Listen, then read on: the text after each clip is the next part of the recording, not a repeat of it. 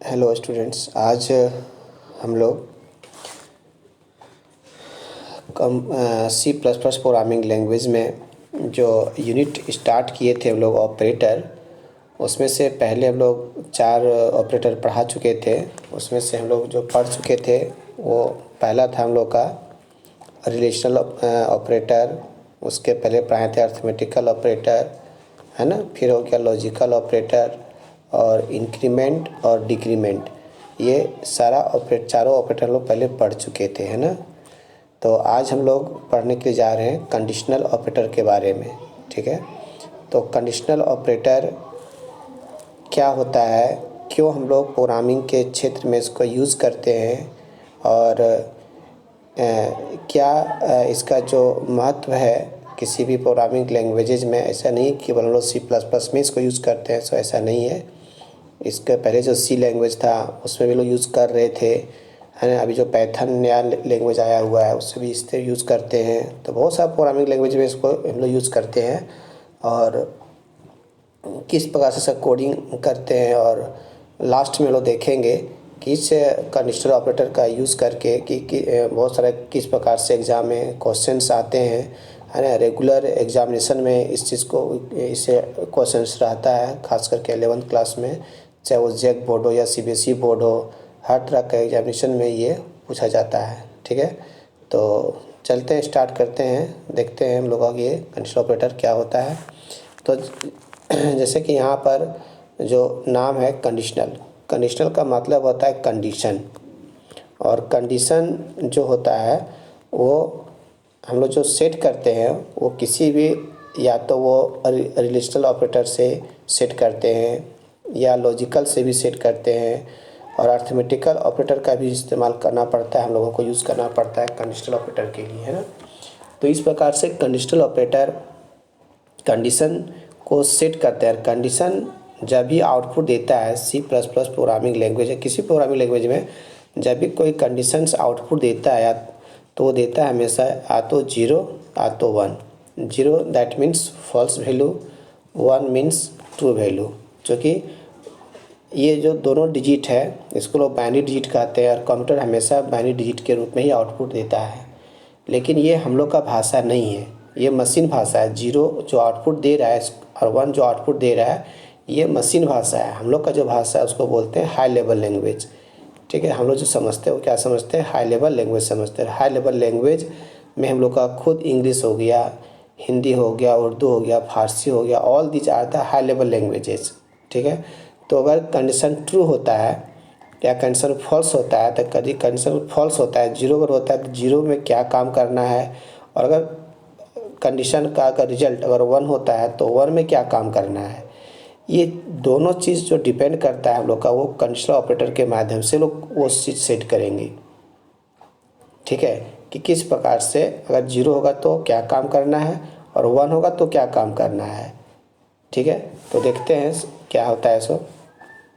तो सबसे पहले कंडीशनल ऑपरेटर कहता है कि इसको लोग टर्नरी ऑपरेटर के नाम से भी जानते हैं, ठीक है। बिकॉज इट टेक्स 3 एक्सप्रेशंस या तो ऑपरेंड्स, क्योंकि 3 को एक्सप्रेशंस लेता है या ऑपरेंड्स को लेता है। जो कि इसके पहले हम लोग पढ़ चुके थे कि एक होता है सबसे पहले यूनरी ऑपरेटर। तो यूनरी जो ऑपरेटर जो होता है वो हमेशा एक ऑपरेंड लेता है काम करने के लिए, और बाइनरी जो ऑपरेटर जो होता है, बाइनरी ऑपरेटर, वो हम लोग का 2 ऑपरेंड लेता है। और अभी जो लोग पढ़ने जा रहे हैं क्या हम लोग का है टर्नरी। टर्नरी जो है 3 ऑपरेंड्स लेता है काम करने के लिए।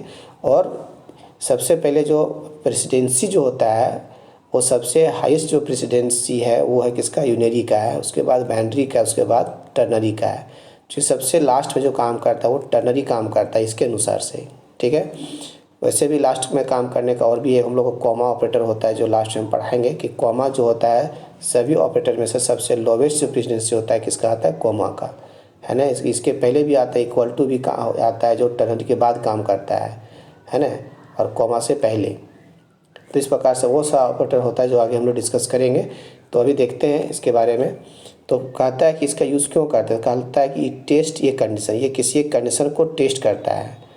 वैसे हम मल्टीपल कंडीशन भी दे सकते हैं, ऐसे कोई प्रॉब्लम नहीं है, लेकिन कंडीशन को सेट करने के लिए और भी स्टेटमेंट सी प्लस प्लस में हम लोग यूज़ करते हैं। जैसे आगे बताएंगे लोग, इफ एल्स एक स्टेटमेंट होता है ना, स्विच का स्टेटमेंट होता है, गो टू स्टेटमेंट होता है, तो उस सब के माध्यम से भी हम लोग कंडीशन सेट करते हैं। लेकिन ये सिंपल कंडीशन को सेट करने के लिए जो लोग इसका यूज़ करते हैं कंडीशनल ऑपरेटर का, तो वही एक आता है इट टेस्ट ये कंडीशन।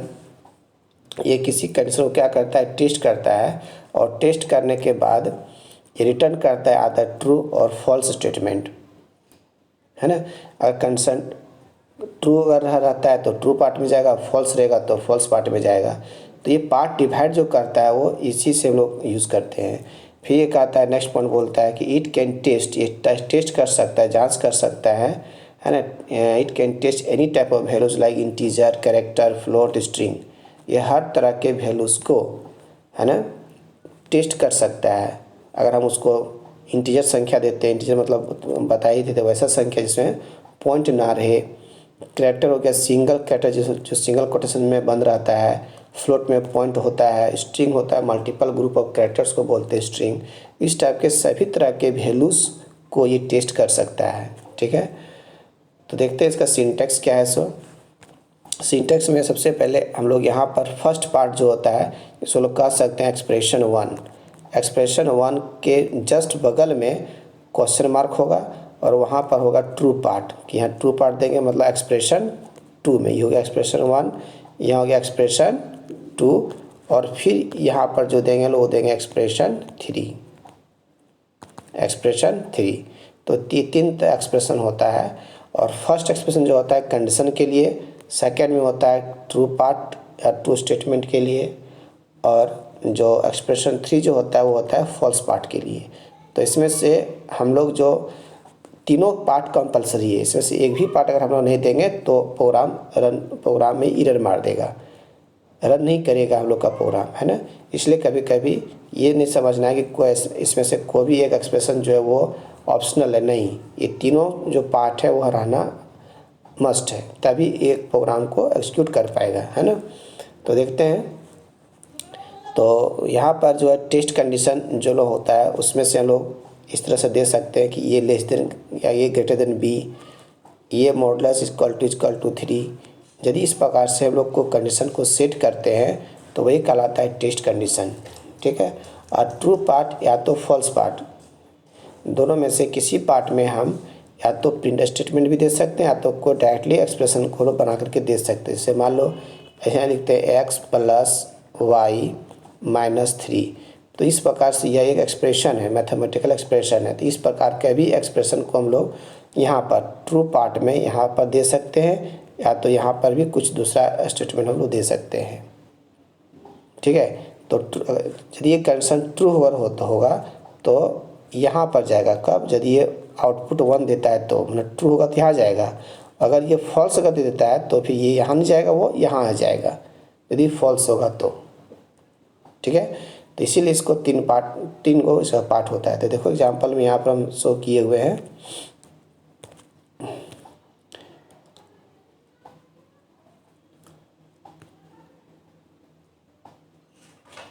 ठीक है। तो यहाँ पर दिए हैं कि इंट a = 5 है। इंट में a क्या हम लोग का 5 है, अपने a का जो वैल्यू है वो हम लोग कितना दिए हुए हैं, 5 दिए हुए हैं।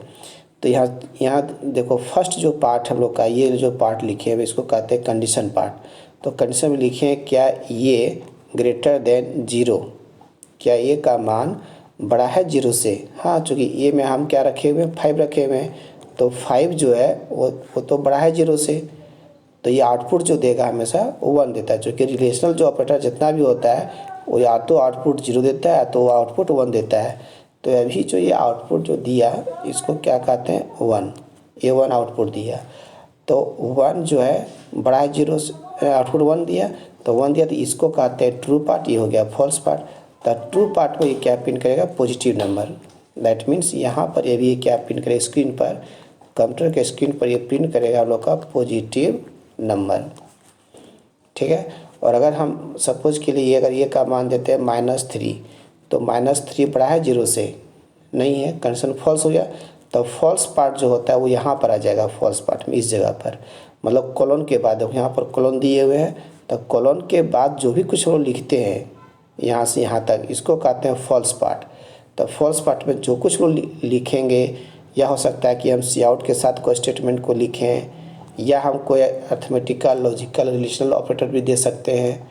तो जो भी कंडीशन वो देंगे, अगर ये कंडीशन फॉल्स अगर होगा तो यहाँ आएगा, ट्रू होगा तो यहाँ आएगा। ठीक है, तो अभी अगर हम ए का मान -3 दिए हैं तो ये क्या प्रिंट करेगा, नेगेटिव नंबर प्रिंट करेगा स्क्रीन पर। ठीक है, इसी तरह से लोग नेक्स्ट क्वेश्चन देखते हैं। दैट मीन्स इसी प्रकार से देखो, अभी हम क्या बताए थे, इसके पहले बताए थे कि रिलेशनल जो ऑपरेटर होता है या लॉजिकल ऑपरेटर होता है, ये हमेशा आउटपुट देता है या तो 0 या तो 1, है ना। तो 0 अगर ये तो प्रिंट कर देता है 0 1, लेकिन अगर हम 0 कर देता है तो वो क्या प्रिंट करेगा, और 1 हम देते हैं तो वो क्या प्रिंट करेगा। ठीक है, तो ये चीज़ को लोग डिसाइड करते हैं, वो यही से लोग डिसाइड करते हैं कि ये होता है ट्रू पार्ट और ये होता है फॉल्स पार्ट। ठीक है, तो 1 के जगह पर हम लोग इसको लिखें पॉजिटिव नंबर, और 0 के जगह पर लिखें नेगेटिव नंबर।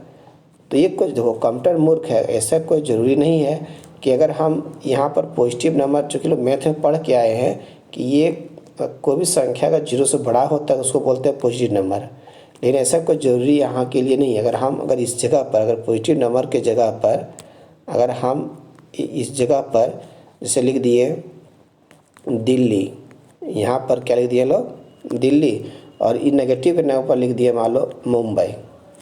ठीक है, यहाँ पर लिखें दिल्ली, यहाँ क्या लिख दिए मुंबई।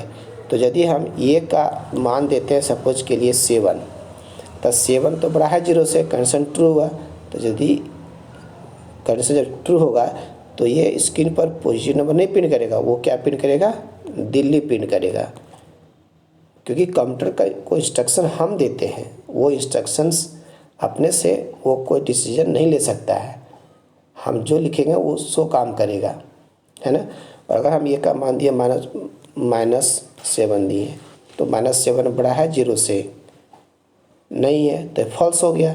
तो फॉल्स में क्या प्रिंट करेगा, वो स्क्रीन पर जाके प्रिंट कर देगा मुंबई, वो मुंबई प्रिंट कर देगा।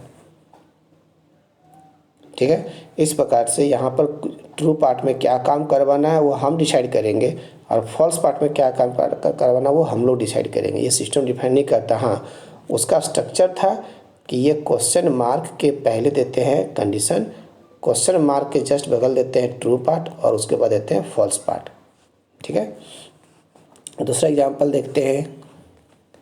जैसे यहाँ पर दिया हुआ है x का मान 3 है, y खाली है, y में कुछ नहीं है। तो हम यहाँ लिखे हैं कि y equal to x modulus 2 equal to 0। ये मेरा कंडीशन पार्ट हो गया। अगर ये कंडीशन ट्रू होता है तो वो इस पार्ट में आएगा, और अगर ये कंडीशन फॉल्स होता है तो वो इस पार्ट में आएगा। तो जैसे x का मान पहले से 3 दिया हुआ है, तो 3 को 2 से क्या करेंगे, डिवाइड करेंगे, है ना।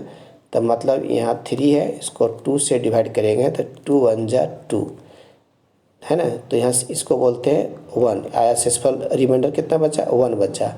इसको बोलते हैं रिमाइंडर, इसको बोलते हैं कोशिएंट, मतलब भागफल, ये हो गया शेषफल।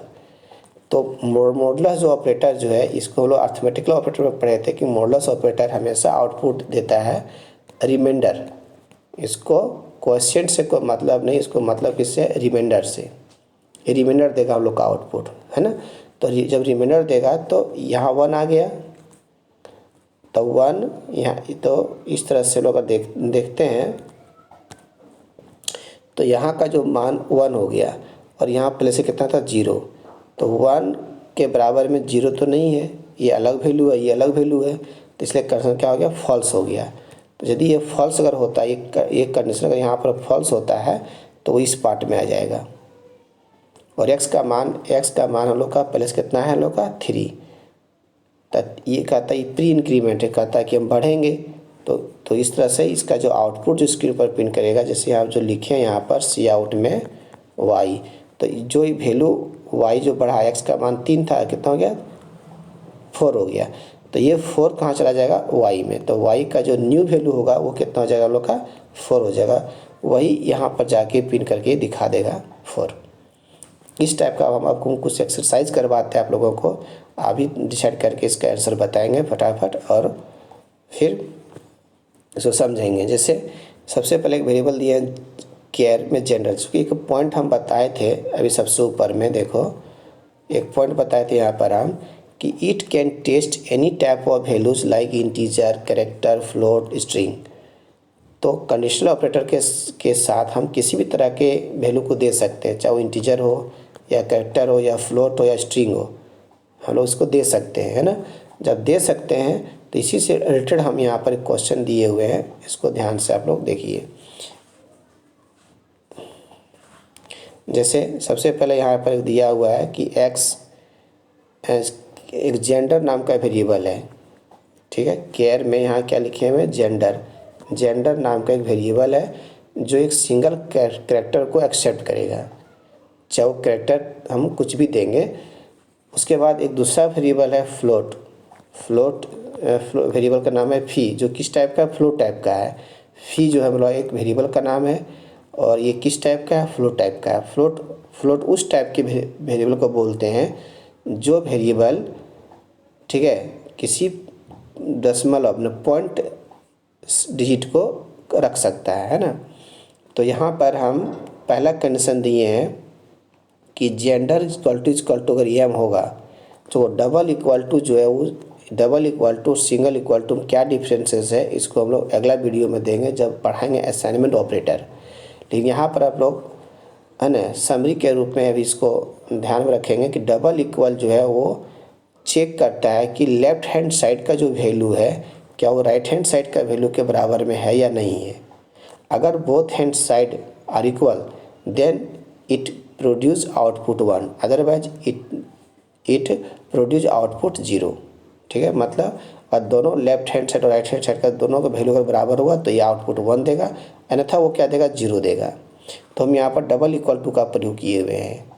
डबल इक्वल टू का मतलब हुआ कि जो जेंडर का जो वैल्यू है वो इस एम के जो कांस्टेंट जो दिए एम, अगर दोनों बराबर हुआ तो कंडीशन ट्रू होगा, तो ट्रू होगा तो यहाँ पर आएगा और फॉल्स होगा तो यहाँ पर आएगा। मतलब 1 के समय में यहाँ आएगा, 0 के समय वो यहाँ जाएगा। तो देखता है कि फिर क्या कहता है, फिर कहता है कि if gender will be F, यदि जेंडर का मान हम क्या दिए, एफ दिए हैं। मतलब जेंडर का जो जेंडर इक्वल टू हम जो पुट किए हैं वैल्यू क्या किए, एफ किए हैं। तो यहाँ पर हो गया एफ, वहाँ हो गया एम। तो जो एफ फॉर फीमेल मतलब ये कोडिंग हम लोग करके दिए हुए हैं। अगर एफ मतलब एफ और मेल मतलब मेल, तो अगर एफ यहाँ जेंडर का मान एफ है, यहाँ पर एम है, दोनों बराबर है, नहीं है तो नहीं, तो कंडीशन क्या होगा, फॉल्स। तो फॉल्स होगा तो इसके पास आ जाएगा। तो जब यहाँ पर आएगा तो जो 400 जो वैल्यू है ये वैल्यू यहाँ से उठेगा, है ना, इस और वो कहाँ चला जाएगा, फी नाम का वेरिएबल में स्टोर हो जाएगा। और पहले से देखो यहाँ पर फी मेरा ब्लैंक था, हम यहाँ कुछ दिए हुए नहीं थे। तो फी का जो वैल्यू होगा वो कितना हो जाएगा हम लोग का, 400 हो जाएगा। तो अभी जो प्रिंट वही कहता है क्या प्रिंट करेगा, 500, 400, फॉल्स या फीमेल। तो क्या प्रिंट करेगा, 400 प्रिंट करेगा। चूँकि कंडीशन फॉल्स हो गया क्योंकि हम यहाँ दिए थे एफ दिए थे, यहाँ एम था पहले से, दोनों बराबर है, नहीं है तब फॉल्स हुआ तो फॉल्स यहाँ जाएगा, है ना। इस टाइप का देखो और भी क्वेश्चन दिए हुए, इसको सॉल्व करते हैं। क्वेश्चन नंबर 2 कहता है कि ए का मान 5 है, बी का मान 3 है, 3 है। तो ये यहाँ पर कंडीशन दिए हुए हैं कि सी इक्वल टू ये लेस देन बी, ये उसको कहते हैं टेस्ट कंडीशन। यदि ये कंडीशन ट्रू होगा तो क्वेश्चन मार्क के बगल में जो लिखे हैं माइनस माइनस बी इसके पास आएगा, और नहीं तो ए प्लस बी मतलब वो राइट साइड चला जाएगा, यहाँ पर आ जाएगा।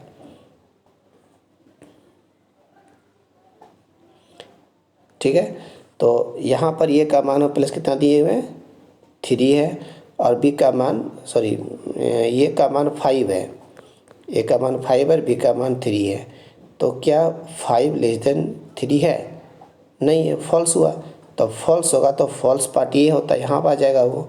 तो ए का मान पहले से था कितना, 5, और बी का मान 3, दोनों को जोड़ देंगे तो नया जो वैल्यू कितना हो गया, 8 हो गया। तो यही 8 जो वैल्यू हम लोग का है, जो 8 वैल्यू हम लोग को यहाँ पर, वही 8 कहाँ जाएगा, सीधे सी में जाके यहाँ बैठ जाएगा।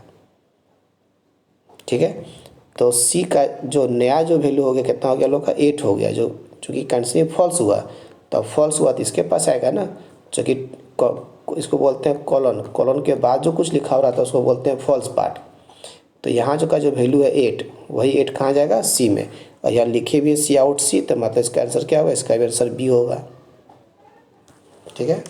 अगला जो क्वेश्चन देखो, कह रहा है कि विच ऑपरेटर हैज हाईएस्ट प्रेसिडेंसी, मतलब किसका हम लोग अगर एक ही एक्सप्रेशन में सभी तरह का अगर ऑपरेटर आ जाए, यूनरी भी आ जाए, बाइनरी भी आ जाए, टर्नरी भी आ जाए, कॉमा भी आ जाए, तो सबसे पहले इसमें से किसका यूज़ करेंगे। तो सबसे पहले हम लोग जो हैज सबसे जो पहले इस्तेमाल जो करेंगे उसका काम उसको यूज जो करेंगे वो करेंगे यूनरी का।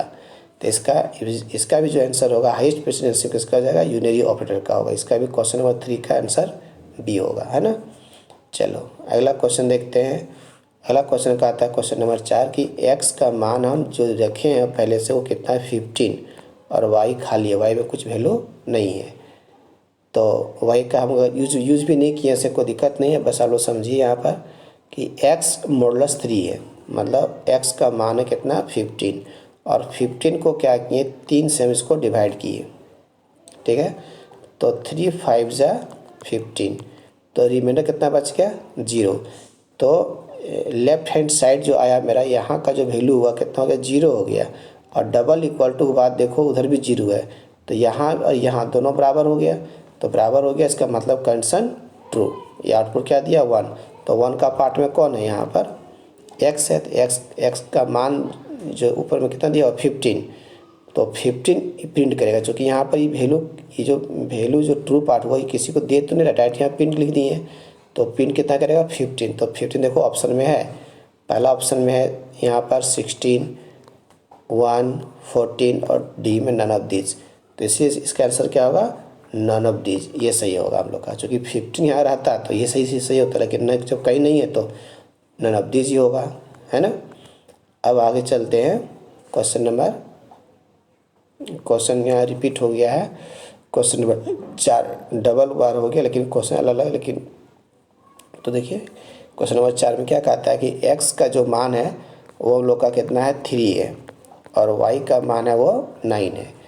तो यहाँ पर है प्लस प्लस वाई, ये प्लस प्लस वाई क्या कहती है प्री इंक्रीमेंट, जो कि अगर डबल प्लस हम लोग पहले लगा देते हैं इसको क्या बोलते हैं प्री इंक्रीमेंट बोलते हैं। तो प्री इंक्रीमेंट बोलते हैं ये वाई का मान पहले से इसका मान जो था